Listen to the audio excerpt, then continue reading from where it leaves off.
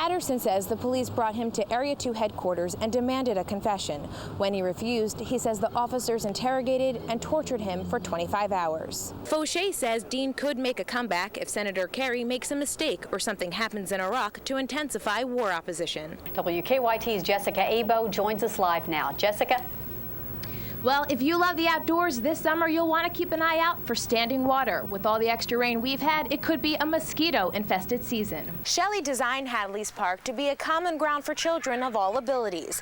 Today, there are 15 parks like this one around the country, and for now, they ask constituents to send any mail to one of Jefford's 3 offices in Vermont. Jessica Abo, Channel 3 News, Washington. When Sarah Cram was born, the doctors delivered devastating news to her parents.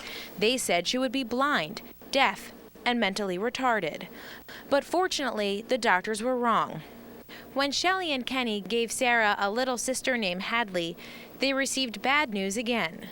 This time, doctors said blood was leaking into Hadley's brain, and she started having seizures. When she was 10 months old was when we got our diagnosis, the killer diagnosis of your child has cerebral palsy. And I was like, cerebral palsy? You know, the words finally hit home. For years, Hadley had to take phenobarbital, a seizure medication that was too bitter for her to keep down.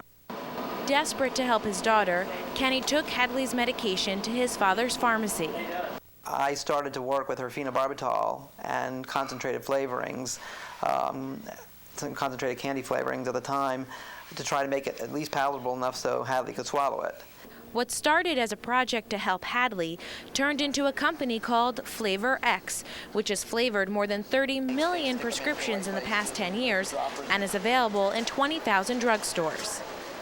But the impact the Cram family has made on the world does not stop with flavored medicine. When my sister and I were very little, we always used to go to the park. And we were automatically stopped by wood beams, which held in all the mulch, but kept out Hadley because she was in a wheelchair. It was so hard to see my sister on the sidelines, and that was basically all of our childhood, until my mom did something.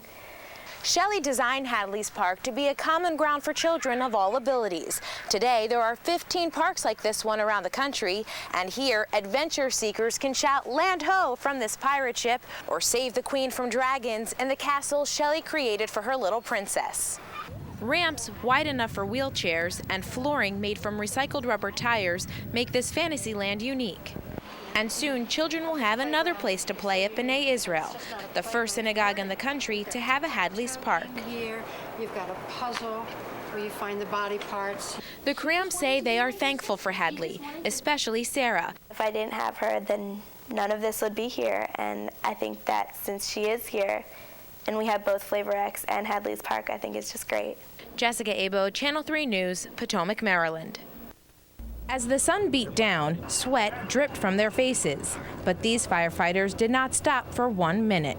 On a day like today, when we go in, we go from a 90-degree day, we put turnout gear on, which brings our body temperature up, and then we go into heat extremes. We encourage our people to stay hydrated. We encourage them to take plenty of breaks. He says firefighters are used to working in temperatures that get into the high hundreds, but everyone must still take extra precautions to combat the outside heat.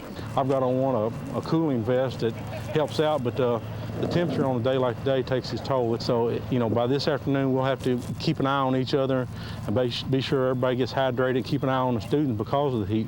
Some of the firefighters here are wearing a device called the I button. It's a small computer that records time and temperature at every minute, so apparel companies can better understand the protection their gear is providing inside of a structure fire. After he came out of the burning house, one fire school participant said there is nothing else in the world like this. Hands-on training it's just like the real thing. Get in the real thing, then if you've got hands-on training, you'll do all right. And the captain says if they can take the heat from today's training session and the heat in the air, they will serve their communities well. In Paris, Jessica Abo, 27 News First.